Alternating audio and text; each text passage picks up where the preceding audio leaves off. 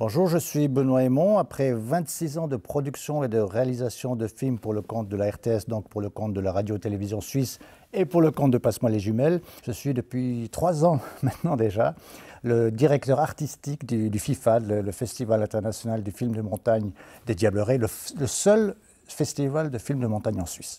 Alors il y a une douzaine de films, je crois, qui sont sélectionnés pour cette deuxième collection. Pour nous, c'est très important de montrer que le Festival de films de montagne des Diablerets, ce n'est pas que la montagne pure et dure. Bien sûr, il faut de la montagne pure et dure parce que c'est un peu l'ADN du festival, mais je tiens à montrer aussi que c'est beaucoup plus diversifié que ça. Il y a aussi un aspect qui me paraît important, c'est le côté patrimonial, si on veut, l'histoire du cinéma de montagne en Suisse. Et là, je pense à un film qui s'appelle La folle histoire, la grande histoire du ski en Suisse, un film de Pierre-Antoine Hirault, où l'on voit que le ski, si on veut, fait partie presque de notre identité suisse. Alors bien sûr, de la montagne pure et dure, il en faut, et on a des films de montagne pure et dure, et c'est important pour nous de montrer la production suisse. Et là, je pense à un film qui s'appelle Telenovela de Nicolas Bossart.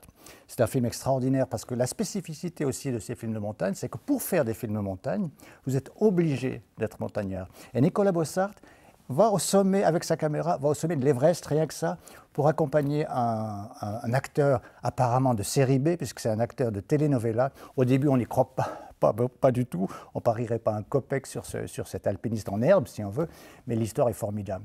Production étrangère aussi, ça c'est important. Nous avons des grands films qui viennent de l'étranger. Je pense par exemple à The Ghost Above, le fantôme du dessus. C'est une histoire tout à fait étonnante. C'est l'histoire de George Mallory, presque 30 ans avant l'Everest qui a été officiellement conquis par Edmund Hillary.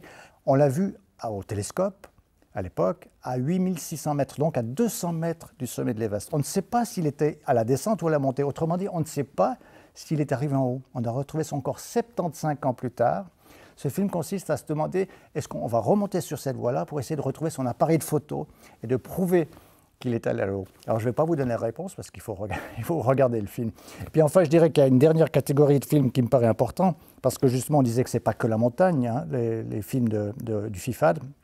La montagne, c'est aussi la culture de la montagne, c'est-à-dire les paysans de montagne, la nature, bien sûr, et puis aussi le réchauffement climatique. Et là, on a un film que j'aime beaucoup, qui s'appelle Plus chaud que le climat. C'est un film qui donne enfin la parole aux jeunes et qui nous exprime leurs préoccupations par rapport à ce climat. Et je pense que c'est important de donner aux jeunes des perspectives pour qu'ils puissent se construire un avenir. Et puis, un dernier exemple, peut-être, c'est un film purement nature. C'est le film L'ours en moi de Roman Drew. Là aussi, le caméraman qui filme ces ours, il est à 3 mètres des ours. Il prend aussi des risques et c'est vraiment pas de la théorie, c'est là on voit que c'est un vrai engagement et on sent du coup avec ce film, on sent l'émotion qui se dégage, qui est absolument formidable dans ce film. Vous allez être tranquillement chez vous dans votre fauteuil, vous allez pouvoir vous retrouver face à un ours, vous allez pouvoir vous retrouver à 8600 mètres au sommet de l'Everest et je pense que vous allez très très bien voyager avec cette vitrine du FIFAD.